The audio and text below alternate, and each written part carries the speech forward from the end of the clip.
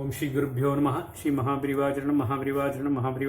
இன்னைக்கு தெய்வத்தின் குரல் பாகம் 3ல் கவிச்சாதுரியம் என்ற தலைப்பில் பெரிவா சொல்கிறத மேலே வாசிக்கிறேன். இது பக்கம் 936 ஆரம்பிக்கிறது. போஜராஜா மகா ரசிகனாக கவிதை ஆர்வமுள்ளவனாக இருந்தான். அதனால் தன் ராஜதானியான தாரா இப்பொழுதைய தார் நகரத்தில் கவி பண்ண தெரியாத ஒருத்தரும் இருக்கப்படாது, அவர்கள் கிராமத்துக்கு போய்விட வேண்டும் என்று உத்தரவு போட்டான். சேவகர்களை விட்டு தலைநகரிலே கவி பாடத் தெரியாமல் யார் இருந்தாலும் ராஜசபைக்கு இழுத்து கொண்டு வரும்படி சொன்னான். அவர்கள் ஊர் புறா தேடினதில் அத்தனை பேரும் கவி பாடிக்கொண்டிருந்தார்களாம். போஜனுக்கு இருந்த சரஸ்வதி பிரசாதத்தால் அவனுடைய ராஜதானியில் இப்படி அவளுடைய விலாசம் பிரகாசித்துக் கொண்டிருந்தது.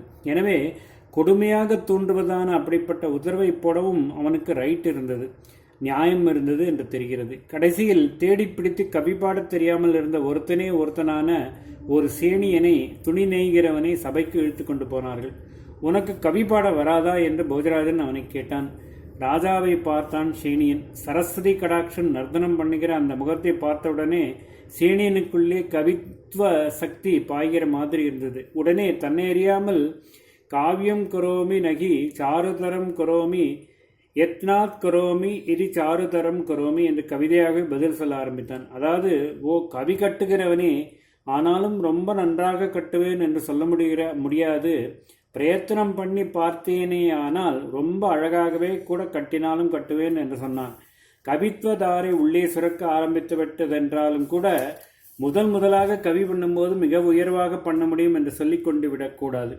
அதே சமயத்தில் எப்பொழுதுமே ஏதோ சுமாராகத்தான் பண்ண முடியும் என்று விட்டு கொடுத்து விடாமல் கான்ஃபிடன்ஸோடு ராஜாவுக்கு உற்சாகம் தரும்படி சொல்ல வேண்டும் என்று இப்படி 2 அடி சொன்னான். இதை 4 அடி ஸ்லோகமாக முடிக்க வேண்டும் என்று அடுத்த 2 அடி ஆரம்பித்த உடனே பிரதிபா சக்தி பொங்கிக் கொண்டு வந்தது. ஹை கிளாஸ் பொயட்ரி என்னும்படியாகவே அந்த பின்பாதை அமைந்து விட்டது. பூபால மௌலி மணிரஞ்சித பாதபீட ஏ சாகசாங்க கவையாமி வயாமி யாமி என்று பிராசம் கீசம் போட்டு தடதடவென்று முடித்து விட்டான்.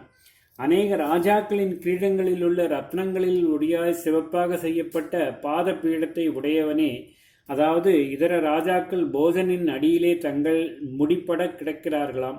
அந்த முடிகளில் உள்ள கிரீட ரத்னங்களால் அவனுடைய பாதபீடம் சிவப்பாகி விட்டதாம்.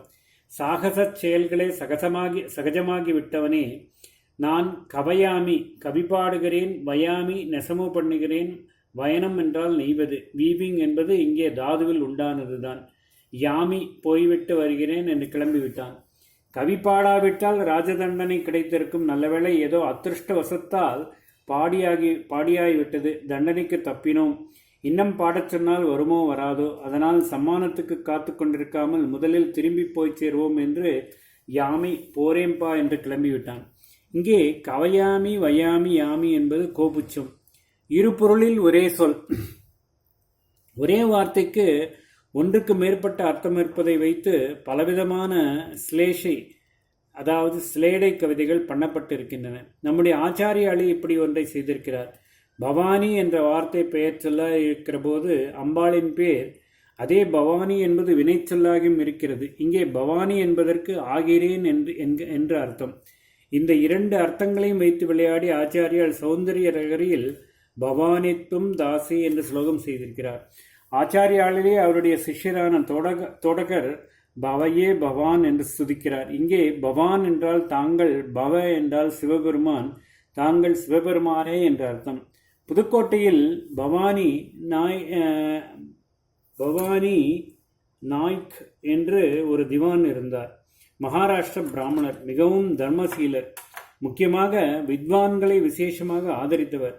அவர் நடத்தின வித்வத் சதஸில் மன்னார்குடி பெரியவாள் என்றே மரியாதையாக சொல்லப்பட்ட ராஜு சாஸ்திரிகள் கூட கலந்து கொண்டிருக்கிறார். சாடு என்பதாக தனி மனுஷர்களின் குணத்தை சிறப்பித்து ஸ்லோகங்கள் சொல்லுதுண்டு. இம்மாதிரி பவானி நாய்க்கை ஸ்தோத்திரிக்கும் ஒரு ஸ்லோகத்திலும் பவானி என்பதை நவுனாகவும் வெர்பாகவும் 2 அர்த்தத்தில் சொல்லியிருக்கிறது. பவானி உத்தம புருஷன் என்பதற்கு பெரிதாக வியாக்கரண விதி செய்து ஸ்தாபிக்க வேண்டியதில்லை. இந்த பவானியை பார்த்தாலே போதும் என்று பொருள் தரும்படி அந்த ஸ்லோகம் இருக்கிறது. தன்மை, ஃபர்ஸ்ட் பர்சன் என்ற ஒருத்தன் தன்னையே நான் என்று சொல்வதை சம்ஸ்கிருதத்தில் உத்தம புருஷன் என்பார்கள். நீ என்கிற முன்னிலை செகண்ட் பர்சன் என்பதை மத்தியம புருஷன் என்பார்கள். அவன் என்கிற படற்கை தேர்ட் பர்சன் பிரதம புருஷன் என்பது. உத்தம புருஷன் என்றால் உசந்த குணங்கள் உள்ளவன் என்றும், மத்தியம புருஷன் என்றால் சாமானிய ஆசாமி என்றும் இன்னொரு அர்த்தம் இருக்கிறது அல்லவா?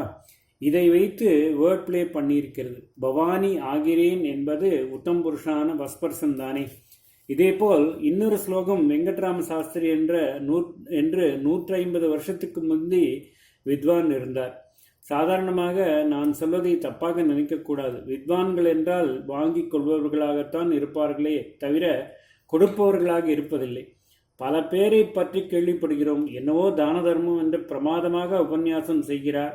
இப்படி பண்ணியே எவ்வளவோ பங்களா டெபாசிட் எல்லாம் சேர்த்து கொண்ட பிறகும் பிரத்தியாருக்கு தான் உபதேசம் செய்கிறாரே தவிர தான் ஒரு காசு கூட ஒரு தர்மத்துக்கு கொடுக்க மாட்டேன் என்கிறாரே என்று சொல்கிறார்கள்.